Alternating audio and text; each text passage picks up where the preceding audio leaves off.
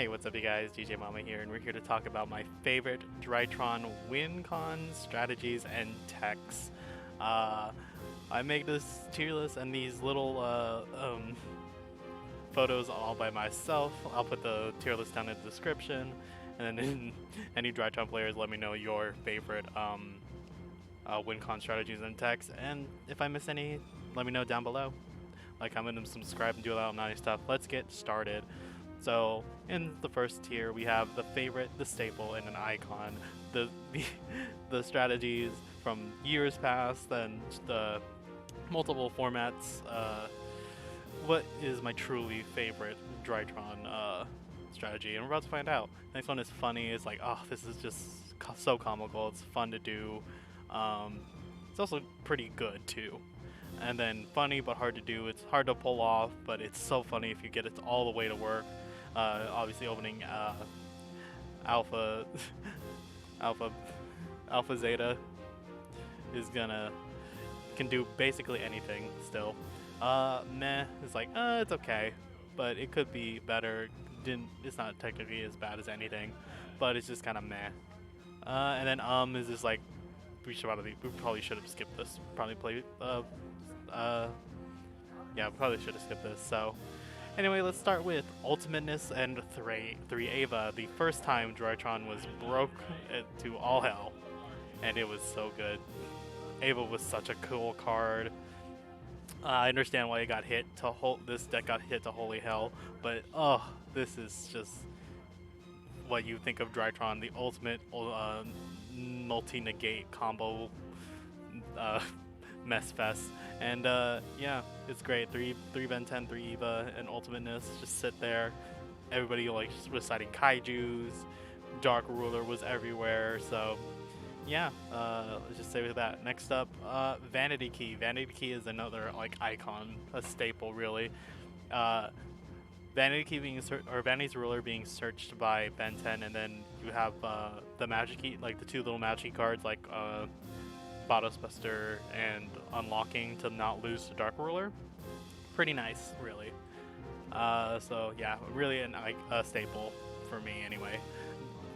Chaos Max and Dynamondo. I'm gonna say it was funny. It's not gonna be. This wasn't really hard to do. It's funny.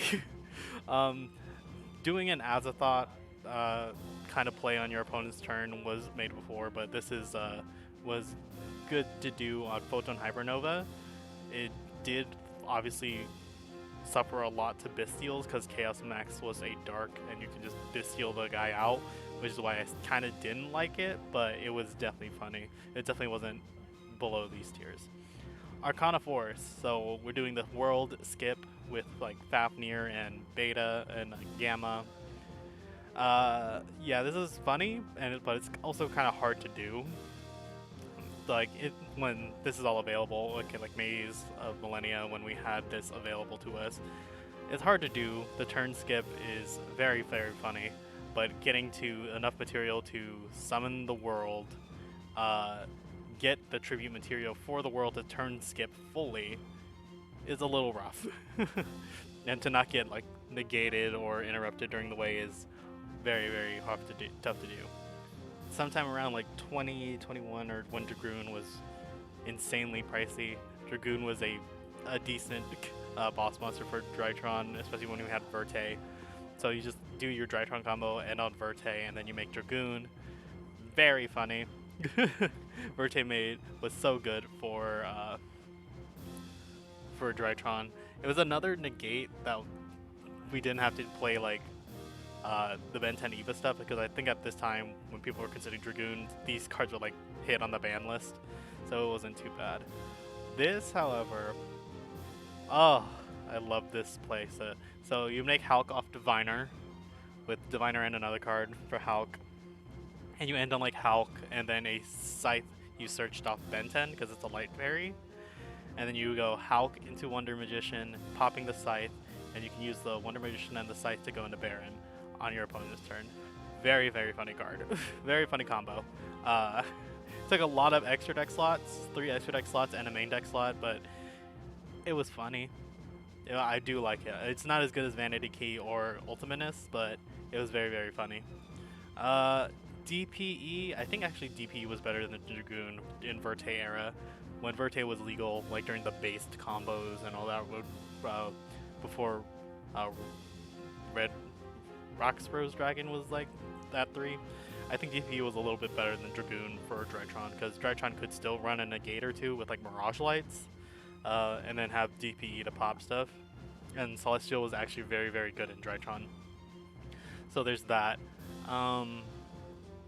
Yeah, I'll go DPE is probably better than Dragoon. Next up, Herald with prep. It's not as good as these two, sadly. The interaction with pre-prep and Dawn plus Ben 10 plus Herald is always crazy. I made another whole deck list about it, but putting it in Drytron is okay, but it's kind of rough if you draw either the Herald or the Dawn instead of the pre-preps. You know, pre-prep always a free +1, but it is rough when you see the other two, but it's not as bad. Next up, Amber Factor plus a negate, pretty much. Making sure Amber Factor goes up, so you would summon Herald first, or if you're like secure with Amber Factor, you can just summon Amber Factor, protect Amber Factor to prevent effects of XC, Synchros, and Pens. You can put Unlocking there. I think it's better than these, for sure. It's not as iconic as this. Actually, yeah, I'll put this here, actually. It's behind these. Amber Factor's probably mainly Drytron's best thing since in 2023, really. But during Pote format, Natasha Turbo was kind of crazy. So the one-up copy of Natasha, we got 3 Ben 10 back around Pote, and this card with no Bistials, no Shufflers, was going to take over the format. I'm going to be telling you, this card, Natasha in Drytron, dumb format. I would play pure Pote format Drytron. Honestly, this is great. I'm probably not going to leave this spot. It's not iconic because immediately after 2 sets with Mavens and Darkwing Blast, we got the Bistials and we got the Shufflers, so hurt this poor girl's chances. Next up, Amber Factor, Thunder Ruler, Triple Tack. Definitely needed a few more cards than Magician Black Chaos Max, but it was certainly something. Yeah, I think this is fine. Yeah, Thunder Ruler. So we're going for the pure turn skip. It's a little more than Arcana Force. It's a little bit less than those cards, but you nearly need a specific amount of cards because you need Triple Tactics Thrust to go off to go search the Thunder Ruler and then have all the material to summon Amber Factor and have it go off. So it's a little easier to do than Chaos Max, but other than that, I think this is that. Verte was, yeah, this is still fine. Fuko Featherstorm. It's so funny. Summoning Fuko is so easy, but finding Featherstorm is the hard part, though. Finding Featherstorm is rough. You have to rely on, once again, Triple Tactics Thrust, but getting to Fuko is very easy. It's just finding this weird trap card that's gonna stun your opponent out of the game. It's just gonna be hard about that. Megalith. I didn't really believe in the Megalith and plus Drytron stuff. Ritualing on your opponent's turn is very, very fun to do, but just for a Bathor to pop and some things like, and obviously Chaos Max, if you could do that, was fun, but after Dynamondo, you can just you don't really need to do Megalith stuff anymore. After that, yeah, it was rough before, and it's even rougher now with just Dynamondo. Next up, Vendread. Around the time Ben 10 was limited, that's why I have that little square there. Battlelord was played, but I don't think it was that great. I think Tatsum was the one who revolutionized Vendread Battlelord in Drytron, but I really didn't believe in it that much. Next up, Beta. When the Bistials got more and more, we got 3 Magnemite, 3 Sarnier, and 3 Druid Swarm. People were like, we can play Beta now because our lights are for sure going to be banished. Sadly, Beta only summons, I think he only adds the banished back to hand. It would have been fine if he summoned them. I think he just gets them back to hand. So beta, even during this time, I think we rather just play Ghost Spell in the main. Ghost Spell or Lancia. Yes. So next up we have uh, Mudora Keldo with Beatrice and the orange light. So it's like a Shizu Drytron. Kind of funny, but it's like really weird. It was like we can make disturbance plays with Drytron, but having three Mudora, three Keldo was very, very rough time for Drytron. So yeah, I'm gonna say it was funny to use Beatrice to send them, and then we can use shufflers against other people, but it's not as great as you think. Next up, Choju. So Choju or Diviner, it's like a weird tech if you want to choose Choju over Diviner. Diviner obviously good, it's always a 6, but Choju's also always a 6, and if you can tribute summon him for like a Ben 10, you get like super plus. So you get it's a search 3 for a tribute summon. Where Diviner's like the +2, so you send one, you search, but you're always sending a fairy, which is always good. It's also very good with Eva, but yeah, it's just questionable if you want to play Choju over Diviner. I'll just say that. This is the tech, like playing Choju over Diviner, and I don't think it's that good of a tech over Diviner. Kurikara, weird tech we have. It's Drytron's latest hand trap because it's a 1. It's funny. Yeah, it's funny that we can have this available to us. It's not technically searchable at Ben 10 because Ben 10 has to search a light fairy, but it is available to us. It's a level 1 fairy to place alongside orange light, so it's not too terrible. Nouvelle / Hungry Burger. I gotta put you in. It was like a weird ritual pile with like Drytron, Cyber Angel stuff, and yeah, this is a little crazy. The idea, the thinking here is like, oh, the trap is kind of like Magic Key unlocking, but we can just play Magic Key unlocking instead of Hungry Burger stuff. Next up, Voiceless Voice. Voiceless Voice has topped with Drytron, or Drytron has topped with Voiceless Voice. It's very something. You can always fit Drytron into a good ritual stuff deck, and it probably makes sense. It's funny, but it's not iconic. It's not the staple. It's not the staple way to play either deck, I'll be honest with you, but it is very, very funny. The new stuff I'm not excited about. The new guy locking you, the big 5k dad is okay, but I think we needed a few more spells. I just hope we get some reprints, because Alpha Thuban and Medionis and Drytron Nova are still not reprinted. I think they still have their soul printing in Genesis Impact, and that's it.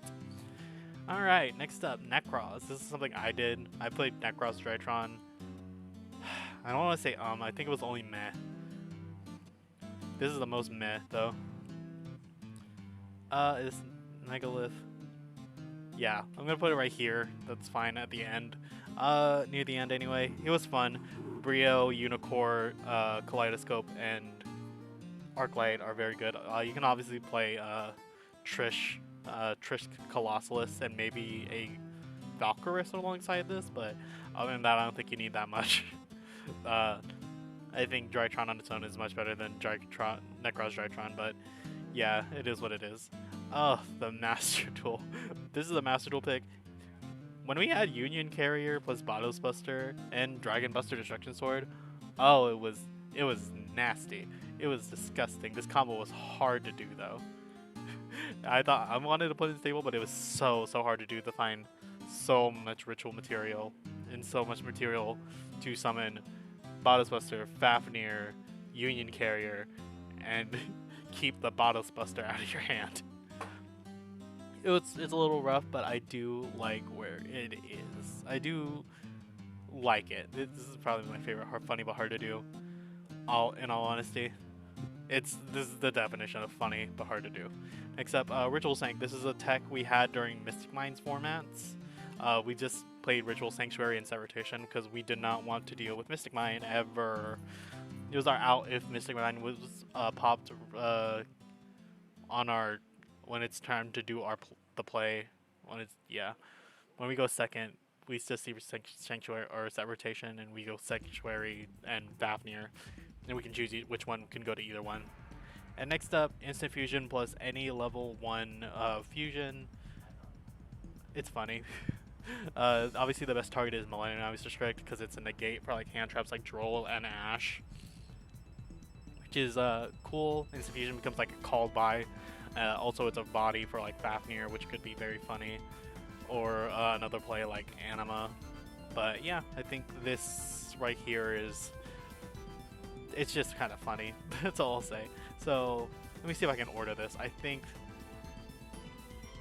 that's correct. The top 4 are correct. Ultimatist with 3 Eva, Vanity Key, Hulk Nonsense, Hulk Scythe Nonsense, and Amber Factor are the favorite staple icon tier. The funnies are Natasha, Max, Chaos Max, Amber Factor, Thunder Ruler, DPE Dragoon. Yeah, this is, I think, better than Curry Kara. Probably it's not as good as that. There's no way. It probably is because it's topped, at least. I think this has topped, but in recent times I don't think it's topped more than Voiceless Voice Drytron. And these are just good techs, funny to hard to do, yes. Yeah, I think that's also correct. The mech category, you can try to just tell me how you guys feel about Megalith and Vendred in Drytron. I'm personally not well versed in those two, but I don't think they were that good. They were just alright when I saw lists of them, really. Next up, new, not excited, Necroz, Beta, and anti-Mystic Mind stuff is great. And then the Choju and Nouvelle were rough. So, yeah, that's the list. Hope you guys enjoyed, and I will see you guys in the next one. Bye!